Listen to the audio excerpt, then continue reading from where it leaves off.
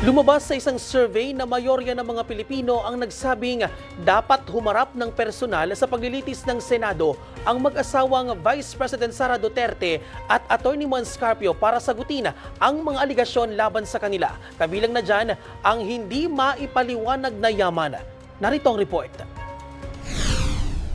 Sa patuloy na paggulong ng impeachment case laban kay Vice President Sara Duterte, lumabas sa ginawang survey ng Tangere na mayorya ng mga Pilipino o 70% ang nagsabing dapat humarap ang Vice Presidente sa paglilitis sa Senado para linisin ang kanyang pangalan. 70% o karamihan sa kanila ay pawang Duterte supporters. 60% naman sa mga respondent ang naniniwalang dapat humarap din ng personal sa paglilitis ang mister ni VP Sara na si Atty. Mons Carpio para sagutin ang mga aligasyon laban sa kanila.